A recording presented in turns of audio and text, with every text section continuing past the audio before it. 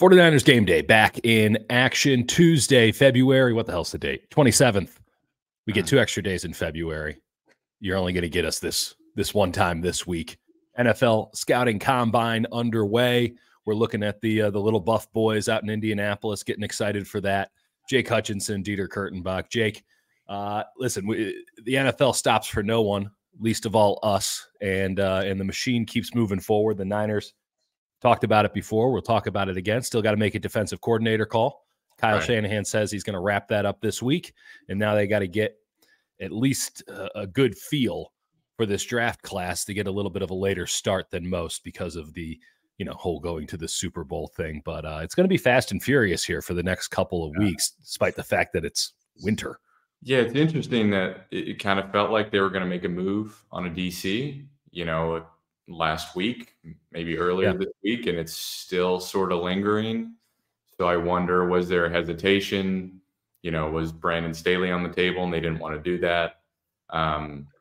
It's interesting because Matt Mayoko reported yesterday, the great Matt Mayoko, NBC Sports Bay Area, he got 2 names. He got Nick Sorensen, who everyone expected would be one in-house candidate. Sounds like Daniel Bullock's secondary coach as well will be interviewed. And then Kyle told Matt, I guess he just decided to answer some text messages, doesn't answer mine, that he'd interviewed 2 other people, names to be determined. I don't think it's Pete Carroll and Bill Belichick, but I guess it could be. And then he did interview Brandon Staley for the defensive coordinator job. That, of course, gets some people riled up, I think, in both directions. You and I are both big Staley heads. At least I'm a big Staley head. That's my guy. That's my pick for DC. If you're going about it, I can understand the concerns that some people have. He was a pretty awful head coach with the Chargers, and their defense wasn't very good last year. And I think scheme's a concern to people. It didn't seem like Joey Bosa really enjoyed running it, a 3-4. And obviously his review through Nick is going to have some weight. So yeah, I'll say this for that. I mean, if Brandon Staley wants to come in and say, we're going to run things my way, he won't get to come in. Full stop. I mean, the Niners, everybody top to bottom has made it pretty clear that they will go with someone that they don't even think is qualified, so long as they run what DeMeco Ryans and Robert Saleh ran. There's a lot of nuance to that, right? Because it's not, they talk about that base cover 3. If you want to run cover 3 on every play, good luck to you in the modern NFL. It's a cover 2 league now. But it's really interesting to me, and I want to get your thoughts on this. Like, Sorensen and Bullocks didn't get interviewed last time. 1 year ago, they didn't get interviewed for this job. It's not as if they're 24 years old or something, right? Like, it's not as if they're too green to get a job. They've never been interviewed, as far as I can tell, for a defensive coordinator job. And yes, the Steve Wilks thing didn't work out. I think it made all the sense in the world to move on. We've already discussed that. But if they're going to go with either of those 2 guys, it's not to say they can't. We just don't know. At the same time, it's a little presumptuous. It's a little odd. And it's not like these are guys where DeMeco, years out, everyone was like, he's the guy, right? Totally. Everyone knew DeMeco was the next guy up, and DeMeco didn't take either of these guys. That kind of tells you something too. Right. And there's there's usually a sense of, oh, this is the next wonderkind coach, There's a vibe, and these guys are like, no one's saying they're not good coaches, there's not that sort of, oh, they're next up. That hasn't been the case. So I'm with you. It's kind of odd. Bullocks, I think everyone agrees he's a good coach, but he's been around. He's one of the few guys that's hung around, and he's a younger guy. So after, 7 years of hanging around, just coaching DBs, the secondary, you're like, should he have moved up? Does he have aspirations to move up? It's a little bit like, what are we missing here? With Chris Kasarik, a name that got some run, at least in the uninformed circles, and I guess there's a logical reason to say Chris Kasarik. At least with Chris Kasarik, he doesn't want the job, right? He stays as a defensive line coach because he wants to be a defensive line coach. And by the way, he might not have been promoted, but his salary has gone up significantly year after year after year that he's been with the Niners. It's a gig. Just do what you do well. Totally. So I don't know if that's the case with Bullocks. I mean, we got to be forthright here. We don't know these guys. We don't know these guys. These are not guys that, I mean, I suppose both of them would have been hanging around. I mean, did you talk to either of them at the Super Bowl when we get access to all the assistant coaches? I talked to Bullocks for a little bit, and that was Seemed pretty like much a nice it. enough guy. But it's weird. It's weird. Like Mike McDaniel, you know, D'Amico, when those guys were position coaches, we knew they get swarmed. And, you know, these guys are just hanging around. And again, it's not a criticism. We don't know them, but like, there's not that, oh, this guy could be it. Meanwhile, we've seen Brandon Staley be a good defensive coordinator. We have. And, you know, I'll say it ad nauseum because I don't think we'll get to say it much longer. Either he gets hired or he doesn't. But I really, really enjoyed watching how the Chargers attacked opposing offenses. I thought that Brandon Staley was the guy that if some wrinkle was showing up offensively in the NFL, and that is what I'm into in this weird sport we call football. I'm into the trends. I'm into sort of these games within the game. And, you know, stuff like saying, I really like saying the phrase, it's a cover 2 league. Like that's my kind of shit. For sure. And so Brandon Staley was one of those guys who, you know, the best example recently, again, for a bad defense. We got to be clear about that. Like they were not good. And perhaps Brandon Staley over tinkered and his guys weren't capable of handling what he was throwing their way. Sneaky got old and guys got hurt. They paid a lot of money for guys that were just on the wrong side of 30.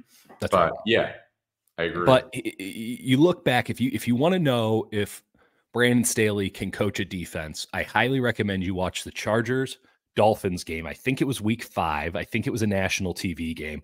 And going into that game, and we were talking, here's how you know it's a trend in the NFL. We're asking Kyle about it. They're not doing it, but we're asking Kyle about it, mainly because it's Mike McDaniel and all this. But they had what Kyle calls cheat motion, which is basically getting Tyreek Hill into a Canadian football sprint start. It's funny that the NFL just decided we're not going to call this because sometimes it's legal and sometimes it's just you're running up. It's completely illegal, which Kyle almost explicitly said and then bit his tongue. He's like, why do you call it cheat motion? It's like, well, it's cheating. Right. Which, listen, it was, I wouldn't say taking the league by storm, but it was a thing. And if it wasn't going to, and if it wasn't stopped, I think every team, except for maybe the Eagles, who never motion, ran a variation of it. That's right. So everybody's kind of looking at this saying, is this the next big thing? Is this an evolution in the game? And it's a copycat league. And Brandon Staley shut that shit down by rotating both his linebackers and his safeties post-snap every play. And he would rotate them towards Tyreek Hill so that it was just a mass of humanity that Tyreek Hill was running into.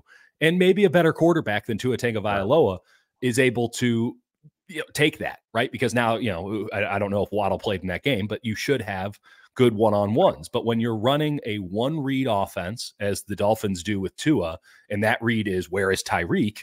And you're doing all of this stuff to get Tyreek open before the snap so that Tua doesn't have to stand in the pocket and really do anything. And you're rotating linebackers and safeties. Right. Like that's really good, interesting stuff. But again, it's a burden. Right. It was a burden on a bad defense, which, yes, Brandon Staley deserves some scorn for that. It was a bad team, and he deserves a lot of scorn for that. But that's the point, right? You're looking for a guy who, sometimes that stuff doesn't work. Like when Saban came to the NFL and tried to run what he ran at Bama. Ran like Liz, because NFL players either couldn't do it or just weren't into it, and it never got across the same way. Whereas college kids are like, we don't have a choice. We have to fully buy into this. And what you're looking for in the 49ers is a guy who understands what modern offenses are trying to do and maximizes the personnel. And, Staley probably didn't do that to the best of his ability towards the end of his tenure. But when he started out, and at certain moments, like you mentioned, against the Dolphins, like the guy understands how to stop what offenses are trying to do to you. And that's the name of the game, right? Like Shanahan, they're going to stick with what they have, but you want to experiment. Like you want to try stuff that allows Fred Warner to maximize his potential. And I think, I'm not saying it has to be Staley, but the core of it is finding a guy who understands what offenses are trying to do and is proactive in attacking it, because that was the wave last year. It was defensive coordinators attacking offenses, and the 49ers didn't have one. No, they and whenever Steve Wilkes decided to attack, it was like, please stop doing that right now. This is going very poorly. Right. And I think it speaks. Listen, Kyle does not suffer fools, which is why he does not suffer with me. And it tells you something that Brandon Staley got the interview, right? Because you could easily just say, nah, no, like it was a mess it's going to be a whole thing. It was a mess with the Chargers. Fans aren't going to like it, all this stuff. And you could just say that's not worth the trouble. Daniel Bullocks, Nick Sorensen, I don't know. I mean, Jeff Ulrich, like, come on down. Like, this is going to be easy. We're just going to make this happen. The fact that he interviewed Staley tells me that Kyle respects his game. For sure. And I think that's a high compliment from a guy whose entire career is predicated on I attack defenses. To get a Brandon Staley who could, I'm not saying he will, but I'm saying he could, because I've seen evidence of this as we've laid out, who could attack offenses. That would be, if they're both clicking, if they're both firing on all cylinders with the talent that this team should still have, and there's still some questions about the talent moving forward. We'll get into all that. That's the premise of this show. But if they have two coordinators who are just cooking, in their bag cooking, got the microscope out and are looking for weaknesses, that could be really fun. Really fun. I mean, that's got to be Kyle's thesis, right? Is who would he hate going against the most? Who would piss him off facing him? Because that's the core of it. There's so many teams that, again, the Shanahan offense isn't even one thing, but like the core of motion and how offenses try and dissect you, how they try and get guys open by, testing the defensive rules. Yeah. If he gets a guy that would piss him off to go against, that's right. That's a pretty good thesis. And, I keep coming back to my thesis, which is Kyle needs a Spags, right? It speaks very highly of Kyle Shanahan that he's had two defensive coordinators, right? Like it doesn't shock me in the least bit that he's had a lot of offensive guys go out and be successful, that he's getting poached with offensive guys every year, because that's what Kyle's really good at. The fact is that he's had two defensive coordinators get poached, and in pretty quick order, all things considered. I mean, Robert Saleh was on the hot seat in year 2. 1 year later, he's the head coach of the Jets. DeMeco Ryans, I mean, I don't know. His key card barely had access through the bureaucracy of the 49ers before the Texans are like, we're putting him in charge. And by the way, in a league where you really should have an offensive-minded head coach, as Robert Saleh is finding out, DeMeco had a wonderful year 1. It's a head coach and quarterback league. I guess that head coach can be defensive if you got the quarterback. But, we'll see what happens when he loses Bobby Slowick in a year or 2. That's right. And we, same thing, I had a lot of people yesterday. I did some KMBR from 6 to 9. I was talking about this, and a lot of people were coming at me about how much they like a Dan Campbell, who's more of a head coach, right? He doesn't call offense. He doesn't call defense. He's a culture instiller. And that Kyle should be more a vibes kind of vibes coach. That's right. But maybe we'll never see it, because Ben Johnson apparently is incapable of taking someone's money. Just has no interest in the luxuries of life or the Washington. $20 million are not coaching your team. Yeah. How bad are the Commanders that he's like, no, I will not take any of your money. It sounds terrible. I'll just be a legend in Detroit. But I would presume at some point, if the Lions can run this thing back, Ben Johnson, who is universally, and I think this is an accurate representation, seen as the next best thing on offense, and did a great job. I mean, a really great job, as we saw firsthand in the championship game with the Lions. Like, if Dan Campbell loses him, then you got some issues, right? Just as Kyle Shanahan, who has hired coaches better than anybody else in the NFL, bar none, not even a competition.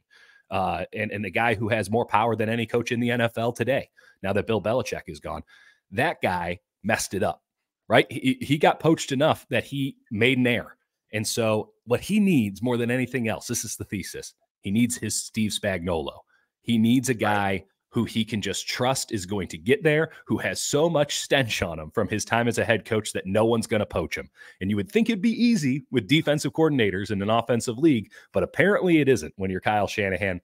And I'll tell you what, all that stink that everyone's going to throw on Brandon Staley if he gets hired, and I'm not saying he will, I don't know who will get hired, but if he gets hired, all that stink and all of this sort of surface level uproar that we'll hear on social media and sports talk radio, it's actually a feature and not a bug, because it means that he ain't going anywhere if this thing works out. That said, pretty big risk in the sense that, you're supposed to be good at the thing that you're supposed to be good at. And he wasn't with the Chargers last year. Also, shout out Kyle for getting the defensive coordinator wrong. After I wrote a story about how great he is at finding coaching talent and replacing it. That's right. That's shout out. Well, the one time he's really got one wrong. I mean, it was, and the more conversations I've had about this after the fact, and you and I were both pretty in tune to like, oh boy, this is the Super Bowl really was the cherry on top of. We knew that the Steve Wilks thing wasn't going great. We knew that there was some weirdness there beyond normal NFL weirdness and clandestine operations and all that. But when we were, I just thought there was a bizarreness to all of it. Not just we were in an abandoned casino in Lake Las Vegas, which was inherently bizarre, but I love the vibes in there. It was so awful. But I've said my piece. I don't have to go back to Las Vegas. They're not forcing me to. But the Super Bowl will go back, but I don't have to. It's the weirdness of that was such that maybe this is hyperbole, but like they might have fired Steve Wilks if they had won that damn game. Like it had run its course. I don't disagree. I mean, it's a hard thing to decide, but like they could have done it. It didn't seem like Kyle had too tough a decision when they lost. And you can say it's a scapegoat thing. That's fine. The right answer is the right answer. I don't care the path. Right.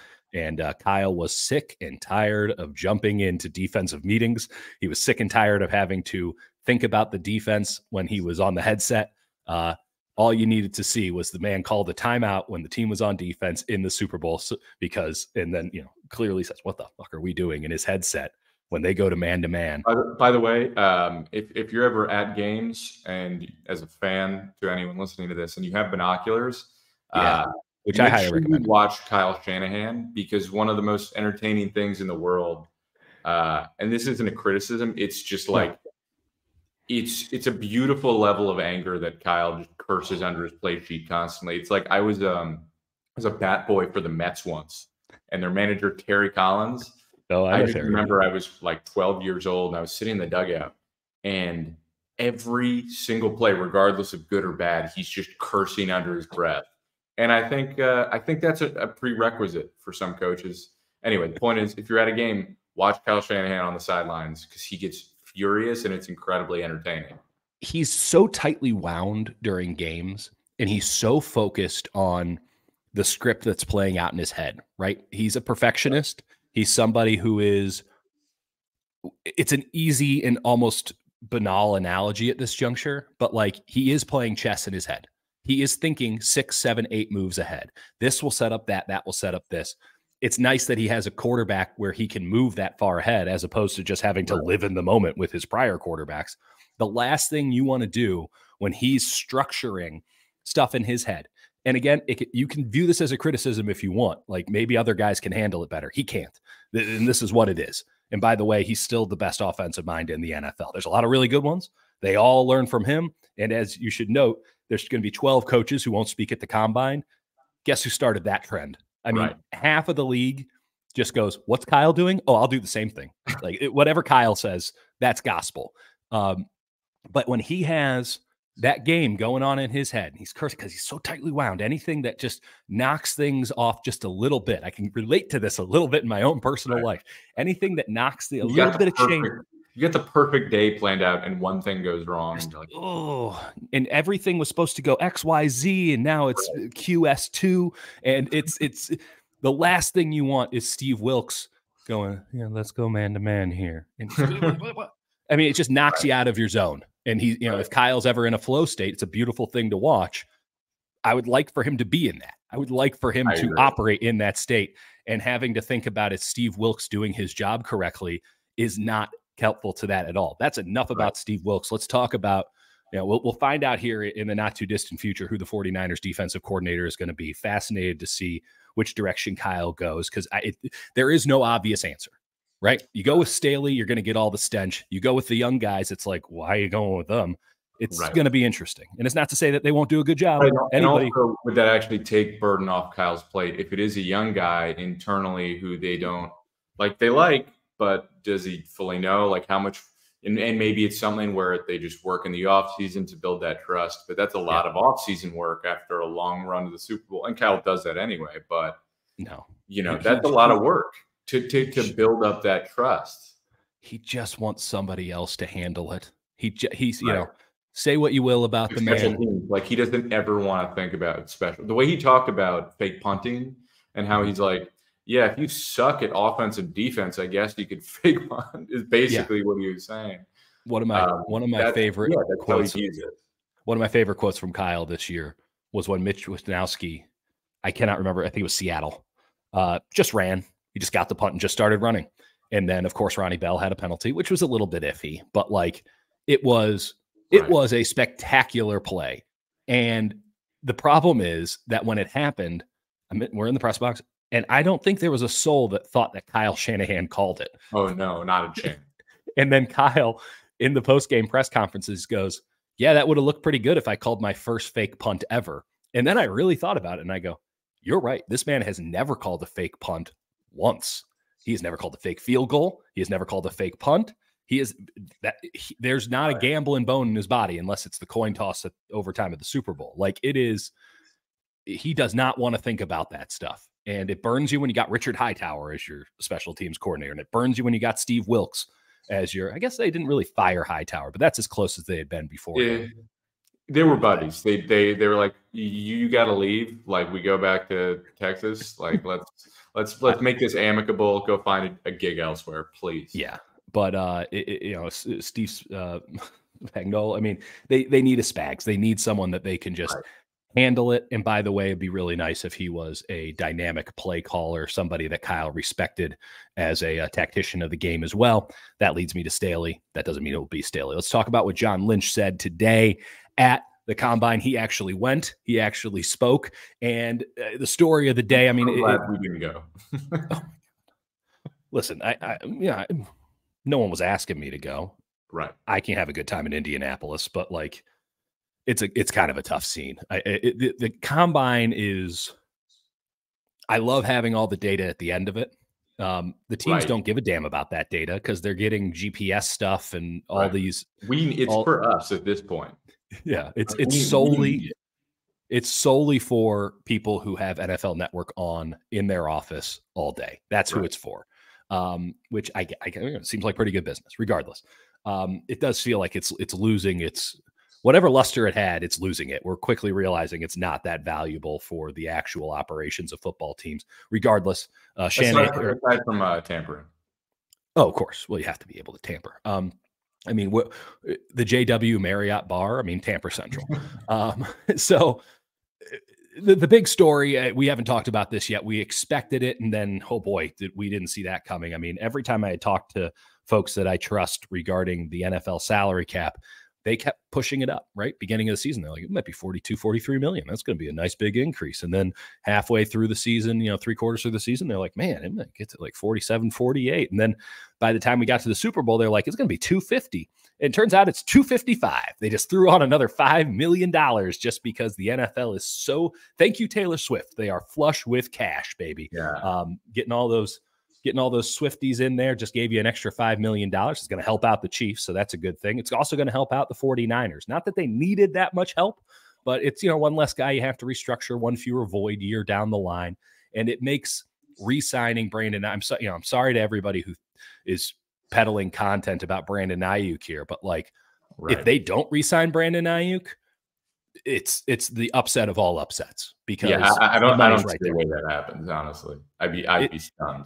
The entire league just got the Kevin Durant bump. I mean, when the NBA's salary cap jumped when they signed the new TV deal, I mean, I can give you the inside. It's Chris Paul and LeBron James wanted their money, and so they decided not to smooth out the salary cap when the big TV deal came in last in 2016.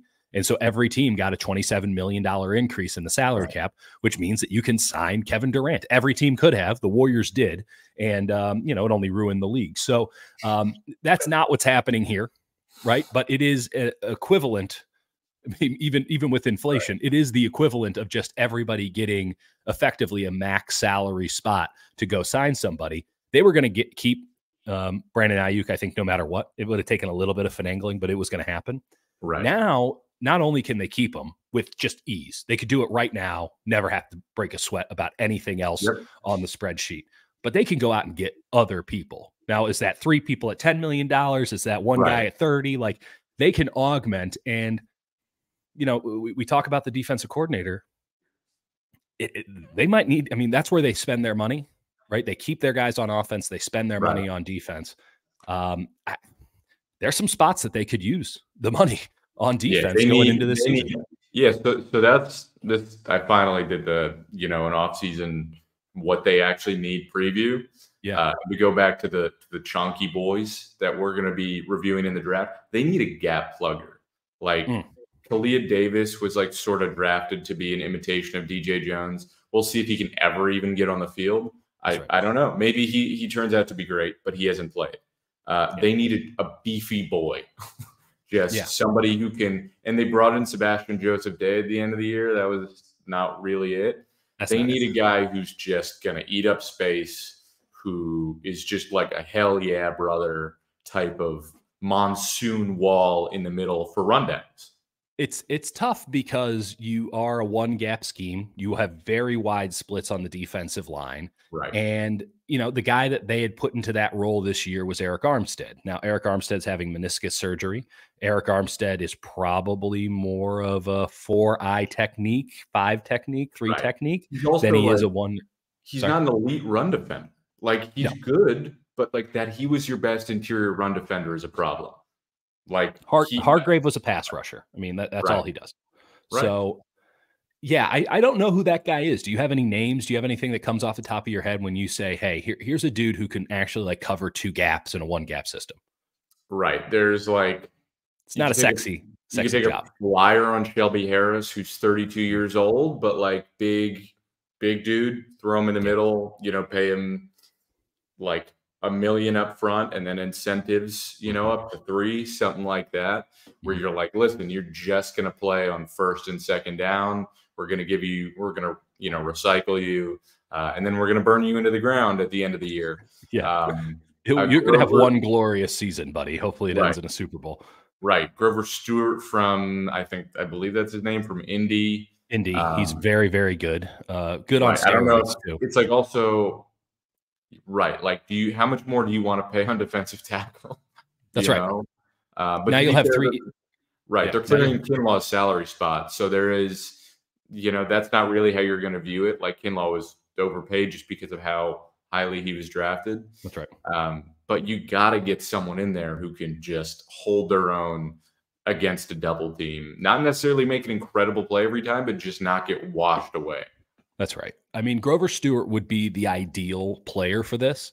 At the same time, just as I was saying, like, the Niners can afford him, so can everybody else, right? Like, there's no team that now isn't in a position. It's great. It's great news for free agents because every team now has a little bit of extra money to spend. And if you are a top line player like Grover Stewart is, albeit at an unsexy position, you're going to get. I disagree. I think it's actually very sexy. Oh, I know. I know your predilection towards the big fellas, but like, it is there's not going to be a compressed market. Now, if you're a pass rusher, if you're a defensive end, it might be a compressed market because there's so many dudes. But if you are top of the line, everybody needs a run stopper, right? Everybody needs a top of the line dude to do that. And with everybody having money, it'll be really interesting to see if the Niners can do that, because it probably makes more sense to split it up, split, let's say $30 million into 3 $10 million players and build up a little bit of a middle class. Because not only do you need that, which I think is a great place to start, you're going to need a defensive end or 2. You're going to need Bosa and Drake Jackson at this point. Robert Beal. I mean, right. That's true. Roll the dice. See how you feel about that. Right. But I think you also need, the Niners don't like to spend at linebacker. They feel like they have a pretty good idea of how, they are spending because they have 2 elite players, but they feel like they have a good idea of how to draft linebackers. That might not be great.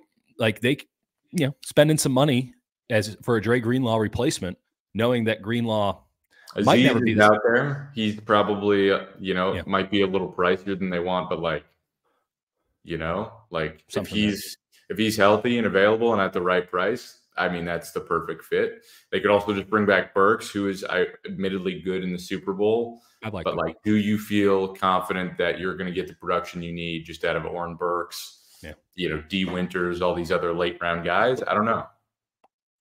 You can also look at safety. You can also say, hey, okay, Jair Brown's in. Talanoa Hufanga is in theory in. Can Talanoa Hufanga hold up in a cover 2? Maybe, maybe not. You're looking at opposite corner because I think Lenore has to be viewed as the nickelback on this team. That's his best position. It's an important position. Maybe you can slide him out on early downs, but I don't think you feel comfortable going into the season with Ambry Thomas as your number 2. And I don't think Darrell Luter or anybody like that has made a move. I mean, they kept re-signing Jason Verrett for a reason, mainly because he was consistently available because cursed by the football gods. Regardless, like, there are some spots that you can spend some money, and it's going to be really interesting. The defensive coordinator hire will be informative, right? If it's Bullocks or if it's Sorensen, now you probably don't go at safety, right? You just get a depth guy, you get somebody cheap because you're going with Hufanga, you're a cover 3 team, and we'll see how that goes. But now you definitely need to beef up a little bit on the outside. You need to have that corner. You need to really worry about that. You really need to worry more about linebacker than maybe defensive tackle. If you're going to go with a Staley, then you're probably going to be a little bit more cover 2, cover 4, which means that you have to have that beefy boy that you're looking for in the middle of the defensive line. And I think you throw a little money at safety as well, because that's where the fulcrums are going to be in that defense. So safety's a position that I don't think it's weird when you get older as a safety, like they get one window to get paid. And then unless you're a guy who just is top of the line, like safeties really don't get paid. So that's one of the few positions I think in free agency you could find a ton of value. Yeah. I'm with you on corner. I think there are basically 3 positions you should look at in the first round. You're the 49ers. I think there's tackle, there's defensive tackle or offensive tackle, because there's some beefy. I think defensive tackle with the Texas kids is a very viable option. Murphy. I just don't think he's going to be available at 31. But there's the other guy. You got Sweat as well. That's true. I haven't thought about defensive tackle and that early. I mean, last time I think it's a real threat. I think it's a real threat. And honestly, the more you were talking about going out in free agency and getting somebody like that, the more I thought, well, you should just draft that guy in the first round. That's not and it's also like Armstead's getting older. Like Hargrave has a big contract, but his best football has probably already been played for the 49ers, if we're being honest. His hamstrings, he got half a season and a Super Bowl out of him. I mean, it took everything that he had between the Jacksonville game. He was good in the Super Bowl. He was good. The defensive line was good in the Super Bowl. Like the issue was that his hamstrings went against Jacksonville, if I'm remembering correctly. Yeah. And he was just never the same guy. He didn't have the burst off the line. He was getting pushed back like he was Javon Kinlaw. It was a tough scene, all things considered. And so you get a little bit of rest, comes back in the playoffs. That little bit of rest helped against Green Bay. Then he fell apart a little bit against Detroit. You give him another week of rest, and now here we are in the Super Bowl. And I thought he had really good bursts, but I agree. You can't operate on a 1 week, 1-off basis. And that might be the best that you get, regardless of what happens this offseason with Javon Hargrave. What about, you were saying offensive tackle? I think offensive tackle, it's a position where it's just such a good class. And, they invested in Mike McGlinchey. They threw a second rounder at Aaron Banks. I just think the talent in this makes it so that Colt McKivitz is like a bargain, he's fine. He's not great. He's just decent, right? I think we can say Colt McKivitz is decent. He made $5 million over 2 years in this contract, last year and this year. And he's someone where if he starts at right tackle, you're fine with him in the regular season, right? Even if you draft a first-round tackle, to compete with him at right tackle and maybe win the job over the course of the year, I think you're okay with that. And then the upside is he wins the job next year, even if he doesn't. I mean, in an ideal scenario, he's winning the job outright in camp. Like, you draft a first-round tackle, that's what you want. But you can also get a guy who's positionally flexible, who could compete at right guard, who can compete at both tackle spots and be like a future Trent Williams replacement. I just think there's a lot of talent. There's a lot of athleticism, positional flexibility where even if there isn't an immediate, like he's starting day one or starting right tackle, like somebody who's worth betting that 2-3 years down the line is going to be a future starting tackle for you. I think it's worth it given the class that they have. And I just think a lot of those guys are going to come off the board early, but there also might be some by round 2, which is why I think defensive end and corner are also great bets. I mean, my man at BYU, Kingsley, would be a pretty good option if you're just saying, okay, if we need to throw you in, right, there's enough there that we can do that, but we're going to put Chris Forcer on you for the next year, and you're going to learn. Him in the second round, I think, would be a really intriguing bet. Like, I don't know if he gets to where that is. That's a long way. I mean, unless you're trading down into the top of the second round. But I think what always happens when you know, like I'm saying, it's a great tackle class. One, they don't all pan out, and two, they come off the board slightly slower than is initially expected. I'm not saying they're not going to come off the board quickly, but there's always a couple that linger a little longer than you expect. No doubt, no doubt. And it's a good problem to have. They have 11 picks. They don't need 11 players. I think some consolidation would be prudent. But we're all in agreement on this, which is they have to get 4 or 5. Foundational is a strong term, but they got to get 5. They got to have guys that can start for this team and play at a Super Bowl caliber level in 2 years. They need to get a bunch of those guys. This is their first real crack at it, because last year's draft, you can say, okay, they did it with Brown. After that, I don't know. Like they got a kicker. You know, like they have done a very good job in getting a guy every draft, right? You get Fred Warner in the 3rd round, George Kittle in the 5th round. Those were a long time ago. You know, you get Brown in the 3rd round. Obviously Brock Purdy, last pick of the draft. Like they can identify if it's all just, you know, roulette. They kind of can read the table a little bit, and they can get that one guy, big hit late in the draft, all that stuff. What they have not done is something that I think the Rams did last year, what the Baltimore Ravens seem to always do, which is maybe they don't have superstar players, but every single guy, it seems like they draft hits. Pittsburgh Steelers are like, that's the reason that they don't have losing seasons. Every year they draft, they get the right guys. And again, it might not have that high end level, right? You might not get that superstar. You're not going to get a Purdy. You're not going to do, you know, get a Kittle or a Fred, but you're getting a lot of guys like Dre Greenlaw. You're getting a lot of really good players that you feel comfortable with day in, day out, and that are in a way the foundation of your team. You are taking spots 32 to 53 on your roster, and you are just saying, we are better than you at that. And the 49ers model is top 15, nobody's better, and everybody else, oh boy, hold your breath. The interesting thing is, so I'm mentioning like positions that I think you should draft in the 1st round. Like that's where the value is. And you have needs, right? You're a team that like they built it up. Like you said, they're very top heavy. They're locked in. But it is like everyone loves to talk about best position, best player available. Like, do they find a guy where they just go like, this guy's sick. Like, he shouldn't be available here. Maybe we don't need him. Maybe it's just a safety they love. And they're like, we don't really need another safety, but like this guy's going to be able to play the nickel for us. He's going to basically be able to play linebacker, Kyle Hamilton type, you know, like those guys don't grow on trees. So I don't think they're a team that approaches it like that, but it is an interesting case of you really need to just get talent. And like their 1st round pick has to be a hit. Like, no question. If you are not completely convinced that your 1st round pick is going to be a day one dude, right? Like I'm not talking about like, hey, we'll bring him in on 3rd downs and easy. No, he has to be an every down caliber player from day one, right? That's a 1st round pick. If you're a top 100 pick, you have to have a role on day one. Doesn't have to be an every down role, but you have to have a role on this team if you're a top 100 pick. Everything else is the crapshoot, and that's fine. But they got to keep nailing those because they're pretty good at the crapshoot. What they're not good at is the middle of the draft in the 3rd round. They've gotten one guy, maybe 2 if we're including Brown. And if you want to throw Moody in there, it's 3.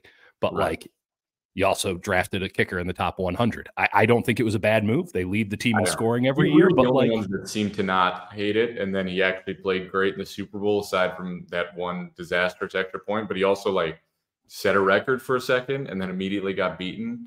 He ripped a couple of kicks. I mean, he was pure. I'm just saying, like, I didn't feel confident in Jake Moody really most of the time he stepped up, but like he was great in the Super Bowl. Like that is the slimmest silver lining to feel good about. I'm just saying they might have lost the game and probably their best chance at winning a championship ever. But the kicker, but the kicker made us all feel really good, save for that one time he didn't. Listen, you and I watched the Super Bowl together. I mean, we don't really give a shit if the 49ers win or lose. We were rooting for Jake Moody. We were so proud of him. It's just, I was in on Jake Moody. Like, you know, it's a dicey play to just get rid of Robbie Gould, mostly because he's annoying. Let's be honest. That's why no one he was expensive too. Right. He's expensive and he will remind you constantly, he was just always I'm worth a lot. You better pay me, in a very annoying way. That's just I think the 49ers were just exasperated by it, honestly. And if you're going to pay a guy $5 million a year to kick, maybe don't be exhausting to be around.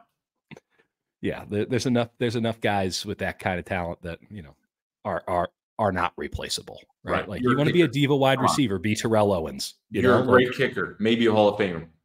You're still a kicker. And this is from someone who loves kickers. Right. I mean, I'm not going to lie. I'm a little peeved that we just don't get to dive into kickers. That was weirdly one of my favorite things to do during the draft. It was so sick. It was so much fun. People chart it. So you would see every kick that they made, where it fell inside or outside the uprights. That was sick.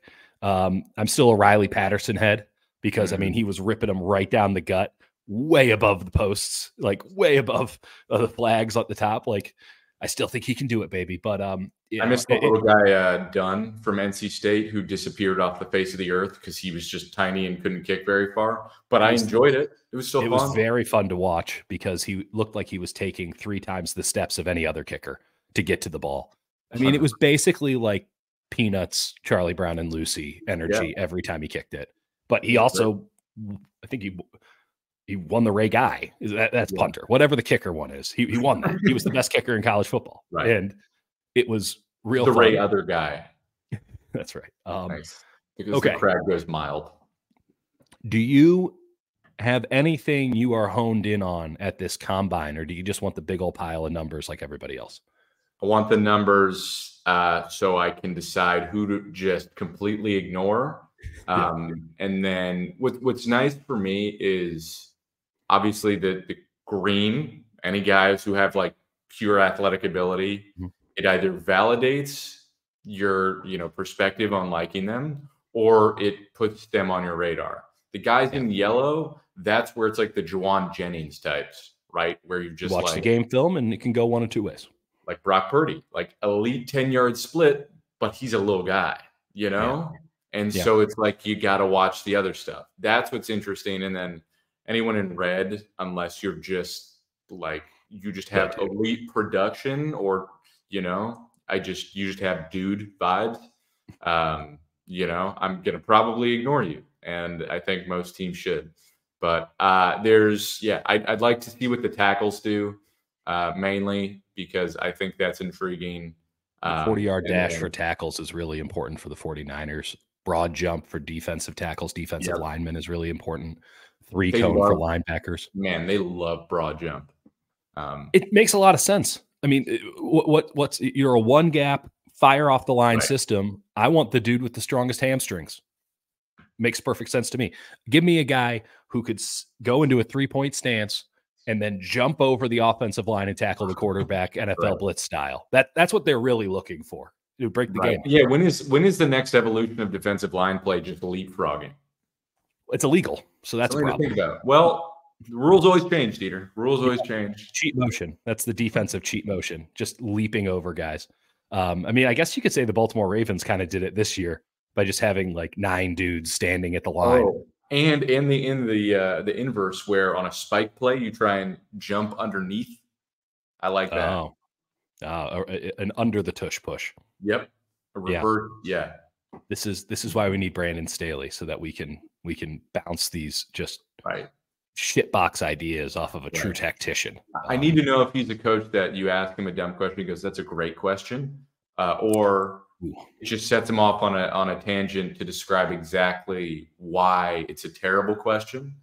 But these are things I prefer the latter. I mean, like, I just want a coach that goes on long tangents about scheme and gently but very specifically explains why I'm done. Kyle can do the latter. He does not do it gently.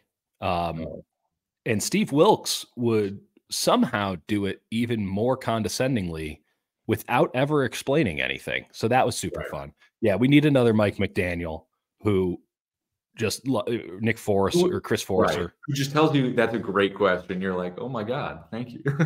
Thank you. We need somebody who's excited to be up at the podium. This is really what the 49ers should be thinking about. I don't care if he knows anything about defense. Think about us and all this. Right. Like, what about him at the dais on a Thursday? Like, that has to be priority number one.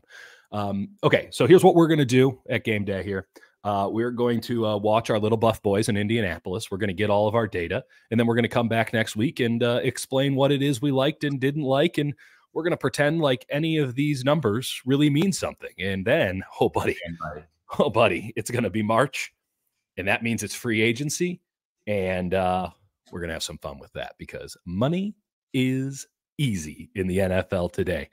Jake, tell the folks where they can find you. Find me on Twitter at Hutch Diesel, and at various Japanese restaurants and on the peninsula. That's pretty much it. Yeah, you can't find me. I refuse to be found. Thank you for showing up here. We'll see you again right here. Don't look for me in the meantime.